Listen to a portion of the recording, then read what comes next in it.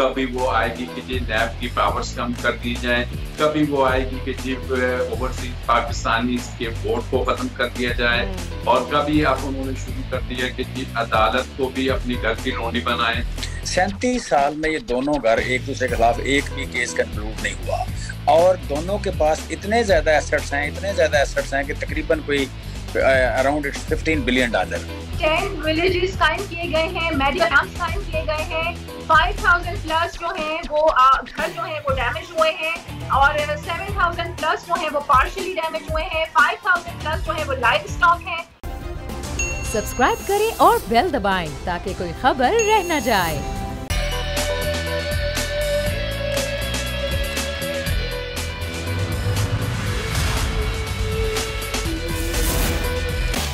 बिस्मिल्लाहिर्रहमानिर्रहीम, अस्सलामु अलैकुम। प्रोग्राम में मैं सुमैया रिजवान आपको खुशामदीद कहती हूँ। नाजरीन, बहुत ही हैपनिंग सूरत हाल है। अगर सियासी सूरत हाल की हम बात करें, एक तरफ तो पंजाब में सियासी जोड़ तोड़ जारी है, जबकि जो हुकूमत है वो भी अपने हर हरबा आजमाने के लिए तैयार है। जो कल असम्बली में नैब तरमीमी बिल एक और पेश किया गया, उस पर आज के प्रोग्राम में बात करेंगे। साथ ही साथ जो अदालती इस्लाहात हैं उस पर भी बात करेंगे। लेकिन जो इमरान खान ने कल कौम से खिताब किया और उन्होंने कहा कि मुल्क में जारी जो मुआशी और सियासी बहरान है उसका एक ही हल है कि साफ और शफाफ इंतखाबात करवाए जाएं। इसके लिए एक नया इलेक्शन कमीशन तश्कील दिया जाए।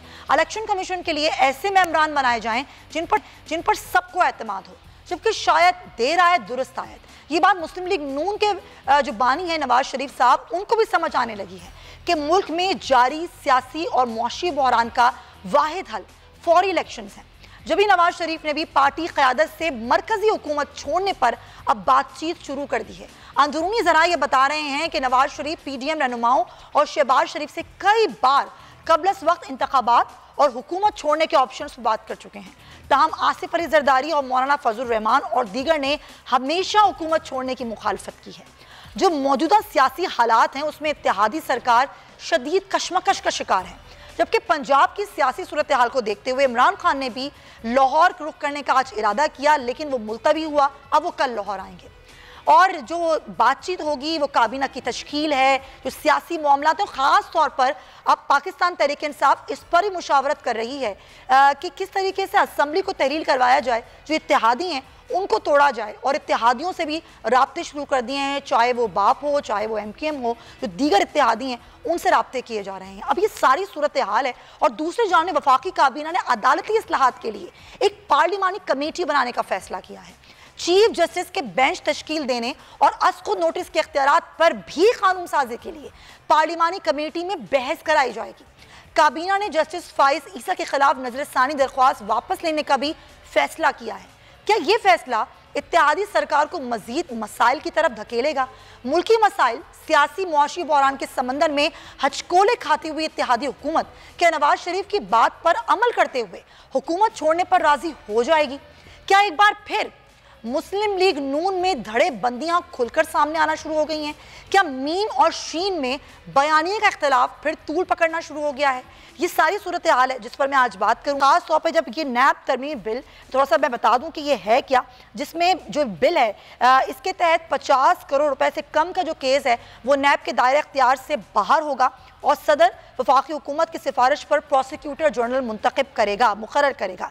साथ ही साथ ये जो ऑर्डिनेंस है इसका इतलाक हुकूमत की एमनेस्टी स्कीम के लेन देन रियासती मिल्कियत के इदारों के बोर्ड ऑफ डायरेक्टर्स पर नहीं होगा। वैसे ही बहुत ही लूड़ा लंगड़ा सा नैब का इदारा कर दिया गया है। मजीद इससे क्या होगा इस पर हम बात करेंगे। मुझे ज्वाइन करें माहिर कानून है राजा आमिर अब्बास साहब, साबिक प्रोसिक्यूटर जनरल नैब भी हैं, उनसे बात करते हैं। राजा साहब, बहुत शुक्रिया आपके वक्त का। ये बहुत ही अजीब व गरीब सूरत हाल है। एक तरफ तो नैब के सारे इख्तियारात उससे वापस लिए जा रहे हैं, ये दूसरा तरमीमी बिल है जो कल पेश किया गया, फिर अदालती इस्लाहात के हवाले से बातचीत की जा रही है। क्या कहता है कानून? ये जो एक और तरमीमी बिल है उसके बाद जो नैब थोड़ा बहुत था अब वो भी खत्म हो गया, ये नैब एक सिर्फ अलामती रह गया है। देखिए सुमैया, एक चीज तो आवाम को समझनी चाहिए कि ये जो मौजूदा असेंबली है इसको आवाम की कितनी फिक्र है, इसको कितना फिक्र है कि पेट्रोल की कीमतें बढ़ रही हैं, इसको कितना फिक्र है कि इलेक्ट्रिसिटी की कीमतें बढ़ रही हैं, और कितनी आप देखती हैं कि असेंबली में इस बारे में बहस हो रही है। असेंबली में वाहिद चीज जो आपको नजर आएगी। कभी वो आएगी कि जी नैब के पर काट दिए जाएं, कभी वो आएगी कि जी नैब की पावर्स कम कर दी जाएं, कभी वो आएगी कि जी ओवरसीज पाकिस्तानी के वोट को खत्म कर दिया जाए, और कभी अब उन्होंने शुरू कर दिया कि जी अदालत को भी अपनी घर की लोनी बनाएं, या अदालत में ऐसी रिफॉर्म्स लाना चाह रहे हैं, अदालती रिफॉर्म। तो इससे जाहिर हो रहा है कि वो जो इमरान खान साहब कहते थे कि ये जो आई है हुकूमत जो मुसल्लत की गई है, इसका वाहिद पर्पज NRO 2, ये सब वो कड़ियां हैं जो NRO 2 लेने की है।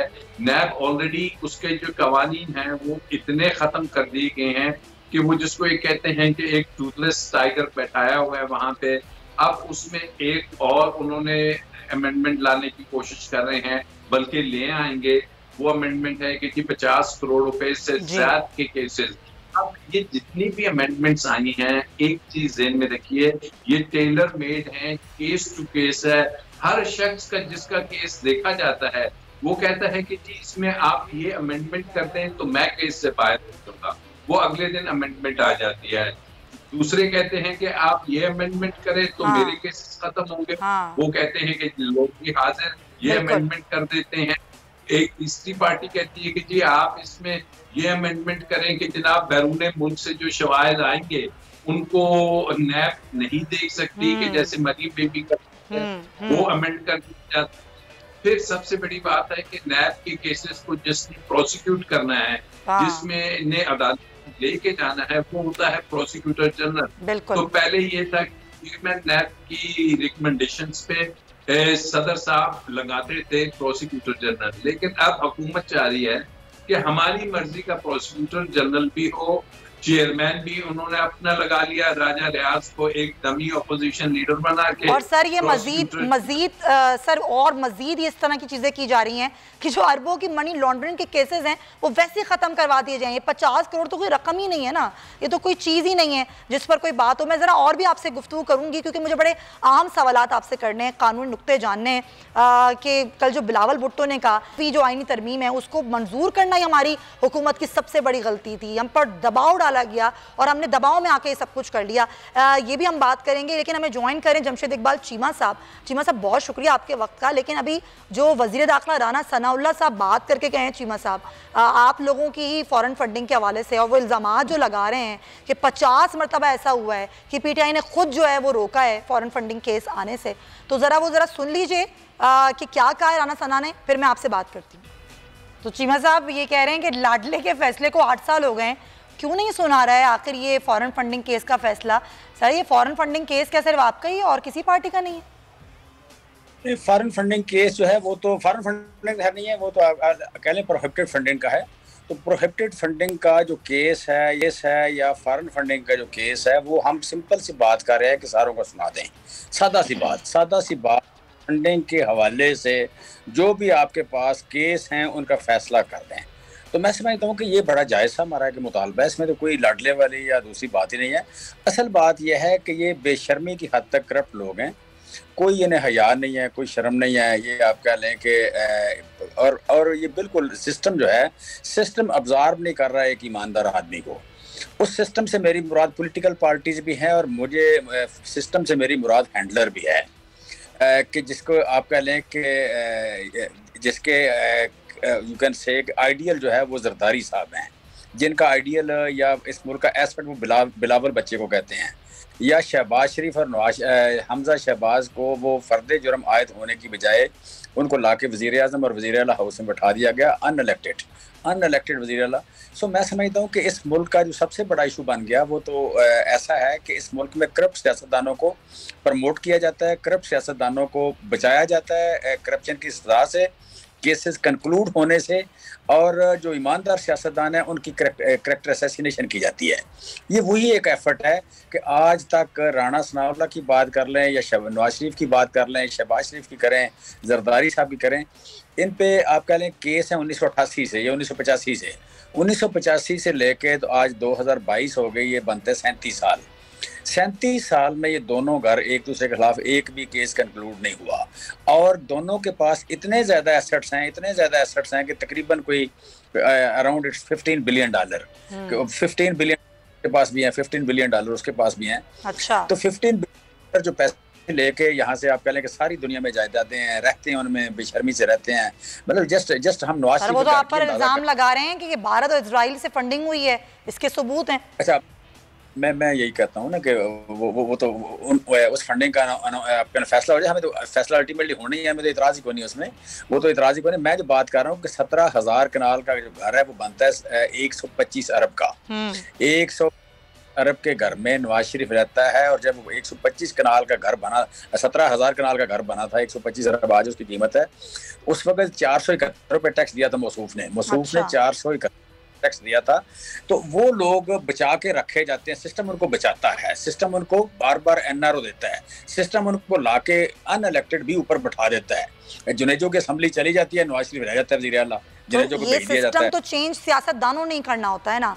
अब इमरान खान साहब आएंगे तो वो करेंगे सिस्टम को चेंज, पहले तो उन्होंने बहुत कोशिश की, क्या वो इतनी पावर में आएंगे कि वो कर सकें?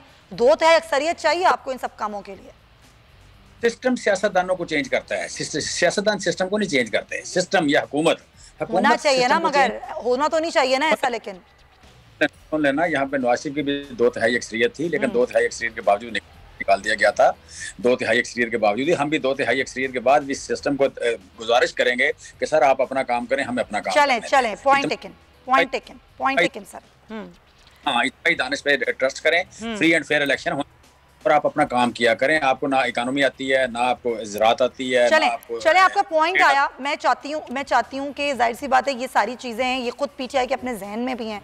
आगे अगर आप लोग चाहते हैं कि आपकी हुकूमत बने तो वो किस तरह से बने और क्या आपकी पॉलिसीज़ होंगी, और फिर जाहिर है ना सिर्फ ये बल्कि सियासत को सियासतदानों ने ही मजबूत करना है, कोई बाहर से आके नहीं करेगा। अच्छा राजा साहब, अभी जो हम बात कर रहे थे कि एक तो ये मामला कि जी नैब को बिल्कुल ही लूला लंगड़ा कर दिया गया, फिर जो कल बिलावल भुट्टो ने कहा कि जी 52B सदर के पास अब नहीं है, अब ये 58(2)B चली गई है अदालत के पास, और अदालत के जो मामलात हैं जिनको अपना ताबे करने की हुकूमत और इत्तेहादी कोशिश कर रहे हैं, ये किस तरीके से किया जा सकता है, ख़ास तौर पे ये सो मोटो वाले मामले पर?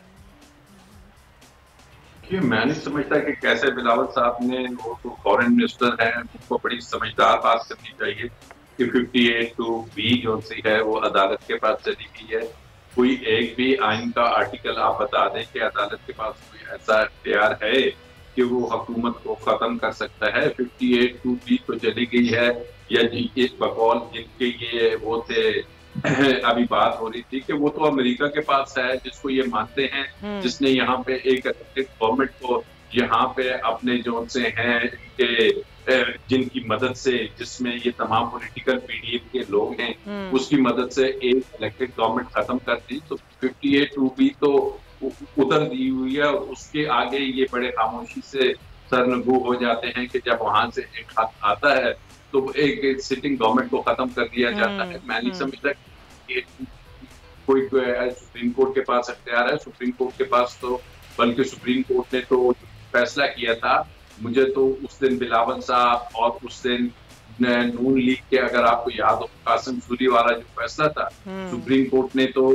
जो ये चाह रहे थे और वोट ऑफ नो कॉन्फिडेंस को कहा था कि इसको फौरन से पहले इसमें वोट ऑफ नो कॉन्फिडेंस कराइए, और उस दिन यही बेंच, यही सुप्रीम कोर्ट ऑफ पाकिस्तान ने एक बकौल इनके तारीखी फैसला किया था, क्योंकि इन्हें लगा कि एक इलेक्टेड गवर्नमेंट को खत्म कर दिया गया है, एक साजिश के तहत, एक अमरीकी साजिश के तहत, एक लेटर के तहत, एक लेटर गेट के तहत खत्म किया।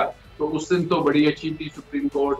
अब कल जब उन्होंने, सुप्रीम कोर्ट ने फैसला दिया कि जनाब 186 वोट वाला एक तरफ और 179 वाला, तो क्या 186 वाला वजीर आला बनेगा या 179 वाला? जब सुप्रीम कोर्ट ने फैसला दिया कि 17 जुलाई को 15 सीटें जो पीटीआई जीती है, क्या अवाम ने मैंडेट नहीं दे दिया अपना कि जनाब 3 सीटें इनकी हैं, 15 सीटें इनको? फिर सुप्रीम कोर्ट ने फैसला किया कि जनाब नहाए डिप्टी स्पीकर साहब, जरा उनको सुप्रीम कोर्ट लेके आइए और वो हमें बताए कि वो कौन सा पैरा है तो उसने बेस बनाया। तो डिप्टी स्पीकर साहब हमें कभी तो असेंबली की गैलरियों में नजर आता था, कभी हमें वो इकबाल हॉल में कराची लाहौर में नजर आया, कभी वो असेंबली में बड़ा एक्टिव नजर आया। तो क्यों हमें उनको तो ढूंढते रहे सर, उनको तो 3 दिन ढूंढते रहे, वो कहीं मिले नहीं किसी को। तो अब आप देख लीजिए ना कि ये वो चीजें हैं। अब अगर आइन और कानून के तहत सुप्रीम कोर्ट फैसला देती है कि नहीं, जो अवामी मैंडेट है और जो आइन इन्हीं ने बनाया और 18th अमेंडमेंट में ये लेके आए कि जनाब जो पार्लिमानी पार्टी है उसका फैसला माना जाएगा, सिंपल एज दैट। तो उसका जब जवाब नहीं दे पाए तो उसके बाद आज ये असेंबली में, और एक बात जरा ज़हन में रखिए कि जो आइन का आर्टिकल 68 है वो असेंबली को रोकता है, उनको कहता है कि किसी भी सुप्रीम कोर्ट के फैसले को या सुप्रीम कोर्ट के जज को असेंबली के फ्लोर पे डिस्कस नहीं किया जाएगा। कंटेम्प्ट ऑफ कोर्ट बनती है आमिर साहब? बिल्कुल, देखिए ये तो आइन का आर्टिकल 68 निकाल लीजिए जो कि वाज़ेह तौर पे मुमानत करता है कि सुप्रीम कोर्ट का फैसला या जज का कंडक्ट या सुप्रीम कोर्ट के जज को कथन असेंबली में डिस्कस नहीं किया जाएगा, कि जैसे कि असेंबली का प्रोसीजर है वो सुप्रीम कोर्ट में नहीं लाया जाएगा। तो मैं तो समझता हूँ कि ये डायरेक्टली उन्होंने उस आइन के आर्टिकल 68 की वायलेशन की है और इसको बिल्कुल सुप्रीम कोर्ट अगर चाहे तो नोटिस ले सकती है, या कोई शख्स अगर अदालत में आए कि जनाब सुप्रीम कोर्ट के फ्लोर पे। और नंबर 2 एग्जैक्टली असेंबली फ्लोर पर इस तरीके डिस्कस किया जाना अदालत के फैसले को, बिल्कुल राइटली आपने जो है वो पॉइंट आउट किया आमिर साहब, और ये होना भी चाहिए कि वॉयलेशन है ये आर्टिकल 68 की। अच्छा जमशेद साहब, अब ज़ाहिर है ये पंजाब का मामला भी है, वो भी मुझे आपसे डिस्कस करना है। सर क्या कौन कौन से नाम हैं जिन पर गौर किया जा रहा है? आज इमरान खान साहब को आना था लेकिन वो मौसम की खराबी के बायस नहीं आए, कल वो आएंगे, तो डिस्कशन क्या हो रही है? खासतौर पे एक तो वो भी डिप्टी स्पीकर के खिलाफ अदम एतमाद की तहरीक है, वो भी कल सारी पेश करनी है, उस पर वोटिंग होनी है। डेफिनेटली आपके स्पीकर और नया डिप्टी स्पीकर दोनों नए आएंगे और बाकी कैबिनेट में पुराने नाम भी होंगे, चंद एक नाम होंगे और ज्यादा लोग आप कह रहे हैं कि और आपका नाम भी होगा? आपका नाम भी होगा? नहीं, मैं तो फेडरल गवर्नमेंट में हूँ, मैं तो फेडरल गवर्नमेंट में हूँ, तो मैं फेडरल में। हाँ सही है। चले वहाँ के लिए भी तैयारियां कर रहे हैं आप लोग, लेकिन ये बताएं कि अच्छा सही है, चलें ठीक है, वक्त की कमी है। बहुत बहुत शुक्रिया जमशेद इकबाल चीमा साहब और आजा आमिर अब्बास साहब, आप दोनों हजरात का बहुत शुक्रिया। नाजरीन मुझे एक ब्रेक शामिल करनी है, वापस आएंगे तो दीगर और इशूज़ उनको डिस्कस करेंगे। Stay with us.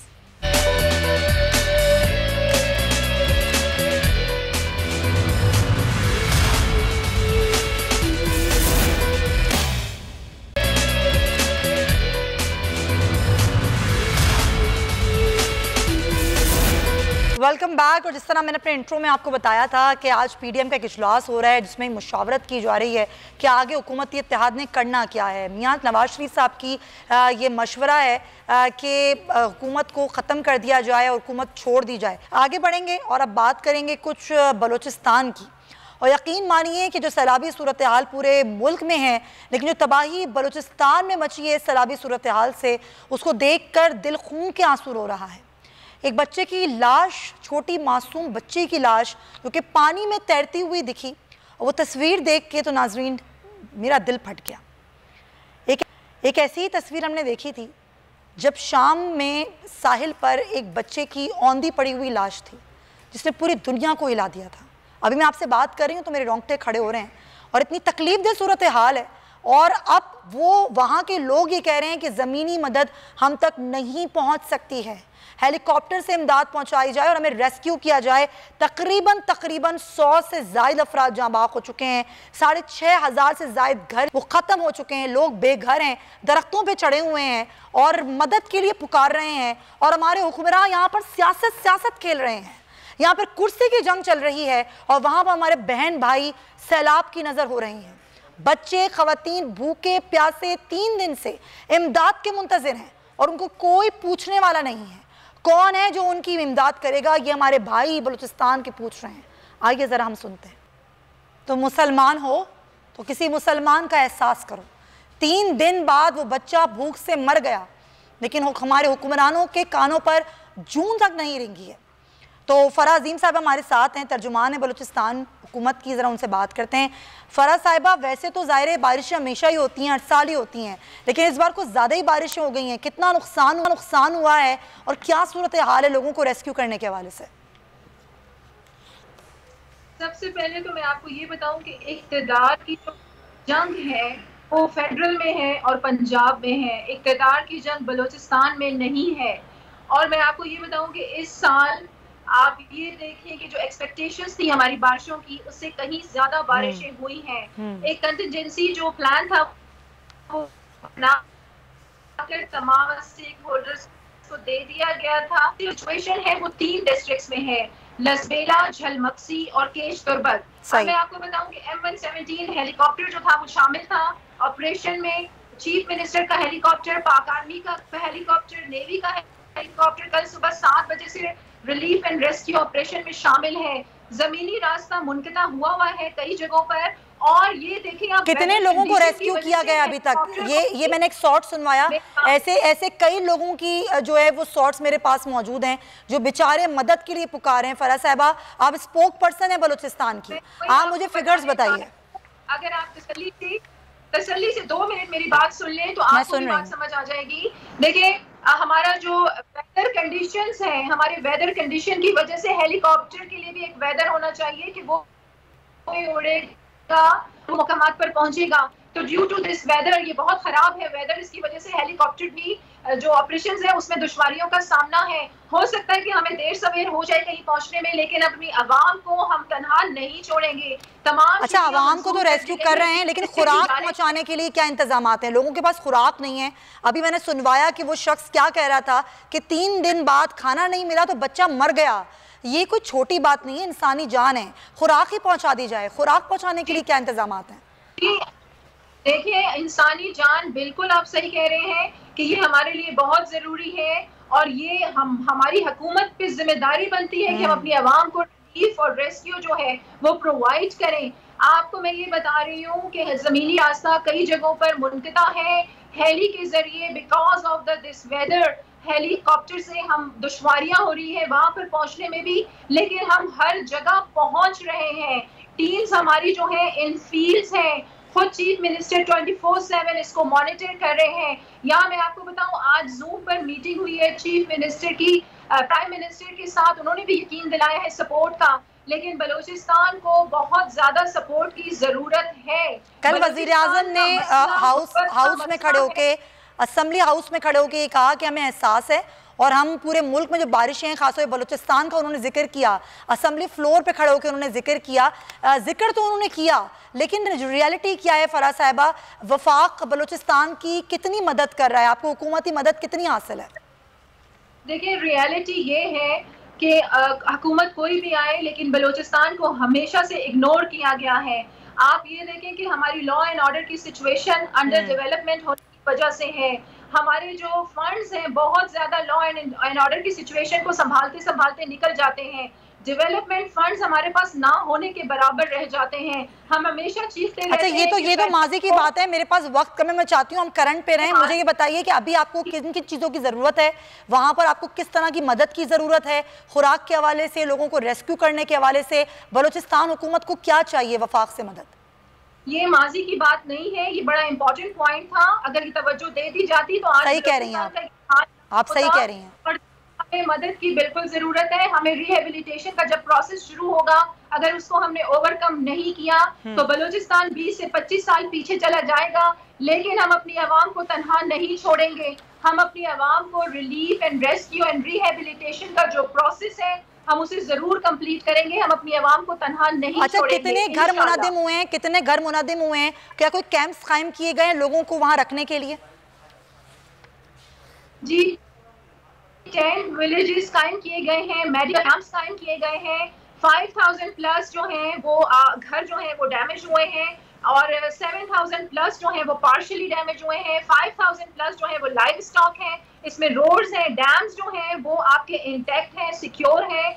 लेकिन मैं साथ साथ आपको ये बताऊं कि देखिए, रेस्क्यू एंड रिलीफ का प्रोसेस तो जारी है, लेकिन जब रिहेबिलिटेशन शुरू होगी हमें उसको ओवरकम करना पड़ेगा। अच्छा, लसबेला और झलमक्सी आपने खुद बताया, वहां से कितने लोगों को रेस्क्यू किया गया अब तक? वहाँ पर जी काफी लोगों को रेस्क्यू किया गया है। जमीनी रास्ता मुनक़ता है और हेलीकॉप्टर के जरिए वहाँ पहुँचने की कोशिश की जा रही है और हम फील्ड में मौजूद है। मैं आपको बताऊं तमाम स्टेक होल्डर्स जो हैं वो फील्ड में मौजूद हैं। फील्ड में मौजूद हैं, लोग रेस्क्यू कर रहे हैं। चलें हम आपके लिए दुआ करते हैं कि आप लोग तमाम लोगों को रेस्क्यू कर सकें और वो लोग जो फंसे हुए हैं सैलाबी पानी में उनकी जानें बचाई जा सकें। बहुत शुक्रिया आपका फराजीम साहिबा, वक्त की कमी है वरना मैं आपसे और बात करती, लेकिन मेरी कोशिश कि अपने नाजरीन को बलूचिस्तान की सूरत हाल से अपने प्रोग्राम में गाहे बगाहे जो है वो अपडेट्स करती रहूँ, लेकिन इंतहाई तशवीशनाक सूरत हाल है। हुकूमत को उस पर यकीनी तौर पर तवज्जो देनी चाहिए। प्रोग्राम का वक्त खत्म होता है, अपना ख्याल रखिएगा, अल्लाह हाफ़िज़।